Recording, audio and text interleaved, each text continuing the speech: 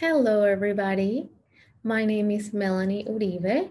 I am originally from Venezuela, but I now live in the United States where I work as a design professor and a creative director for licensing for sports brands.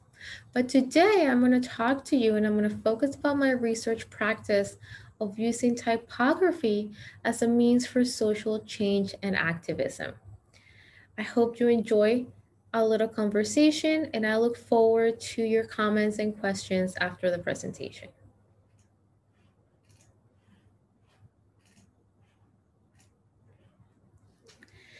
Now, my work centers in immigration and design.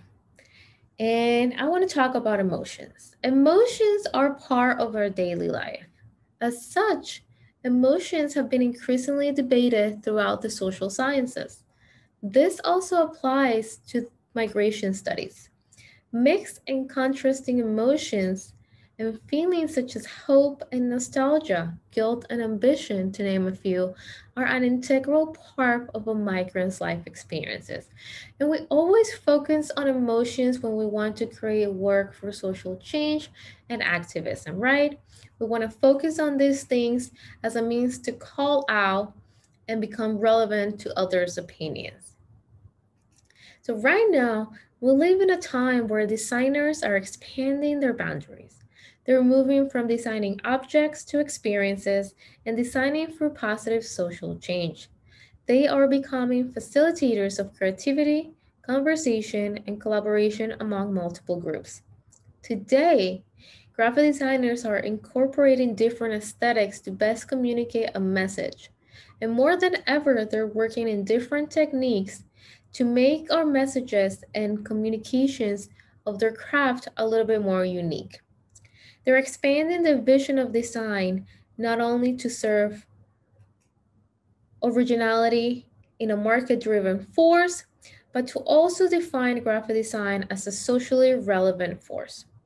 Through interdisciplinarity, design has become more centered, both in method and in content, and in social collectives rather than individual exchange. It definitely becomes more relevant to the social cultural makeup of our communities as opposed to only being valuable to our potential clients. Now, in 1963, the First Things First Manifesto was published, and it invited designers to reverse their work priorities in favor for more useful and more lasting forms of communications. It called upon designers to put their skills to a more worthwhile social and ethical use that they were present. A new version of this manifesto was printed in the year 2000, and it included 33 new signatures, and it added an extra line at the end. We renew their manifesto in expectations that no more decades will pass before it is taken to heart. Looking back at the last 2 decades, the field of graphic design has seen a significant shift since the reprinting of the First Things First manifesto. Designers are now working to find more meaningful ways to use their talents, and I am definitely one of those designers. Currently, my work uses design to visually articulate the personal narrative surrounding the struggle of moving and the significance of emotion to the debate of migrant identity, acculturation, and the perception of being the other. Focusing on the current displacement crisis in Venezuela, and eventually I would like to progress my work and expand my practice and research to other nationalities that are dealing with this forced migration and refugee issues. So, not long ago, Venezuela was considered one of the wealthiest countries in Latin America. Today, Human Rights Watch estimates that 4.5 million Venezuelan refugees are scattered only in the American continent. Just a year and a half ago, that number was 2.3 million.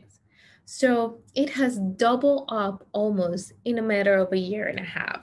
And this is just a number in the American continent. We are not looking at the numbers on the other side of the world.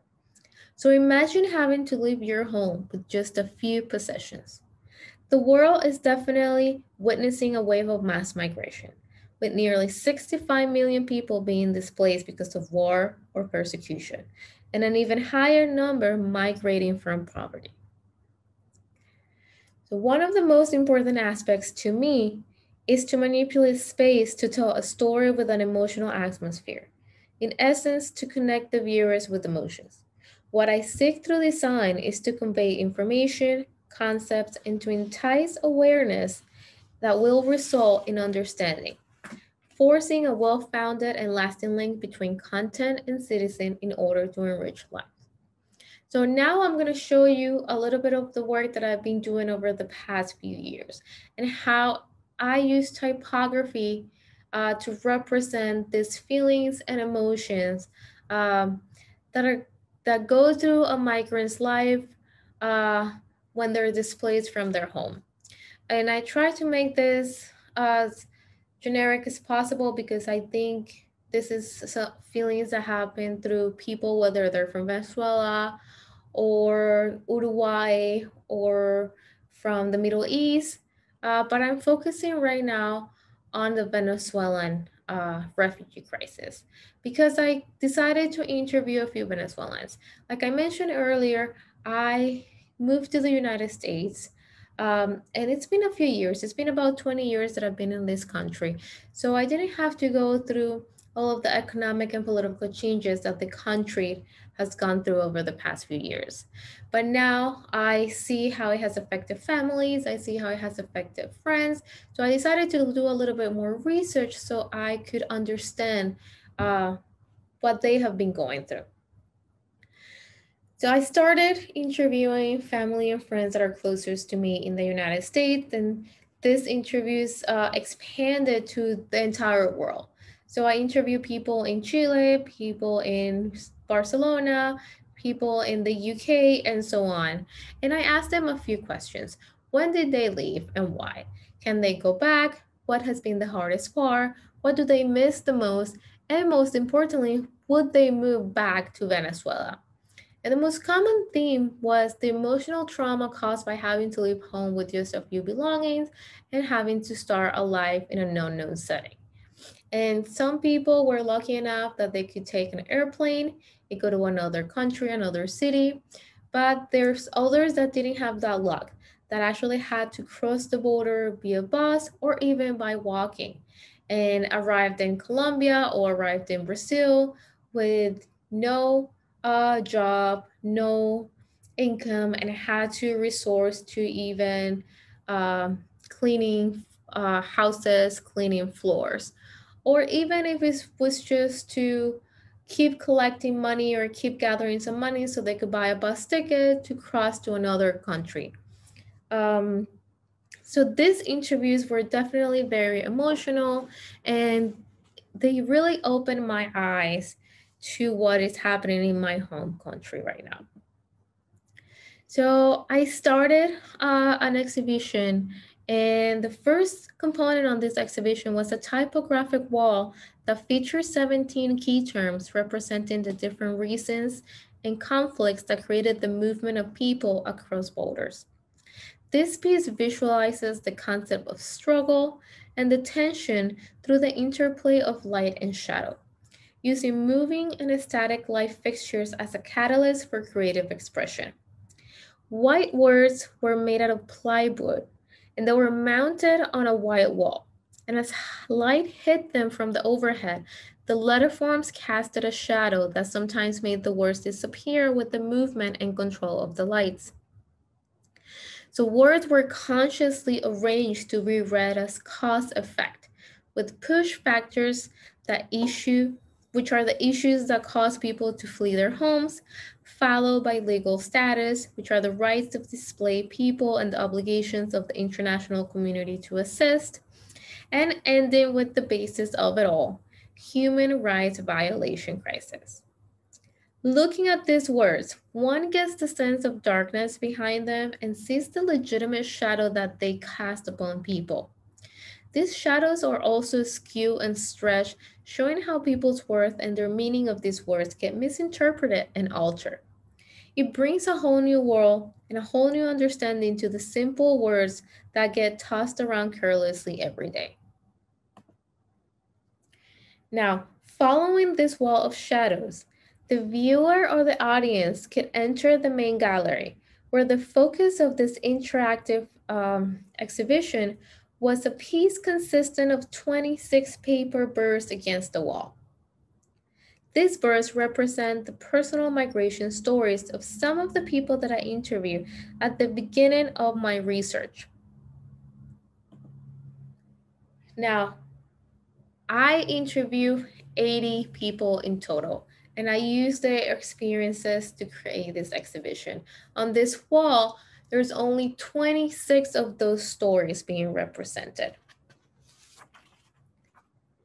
And a surprising discovery was that people still struggle on a daily basis with these feelings of not belonging, even after being years in another setting.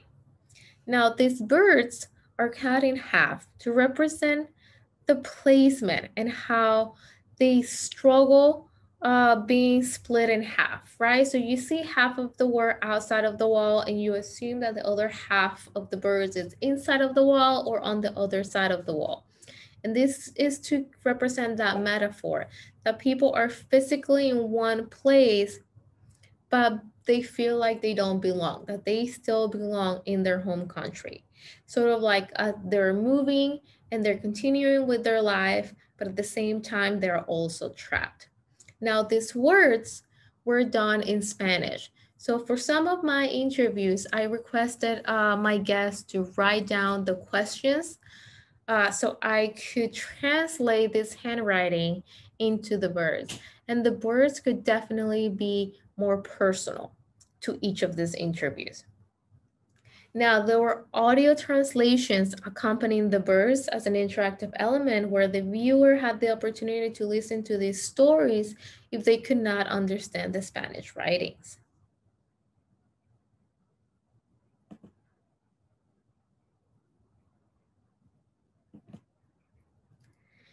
Another piece in this exhibit was a book. Now, since the introduction of the printed book, artists have illustrated in books.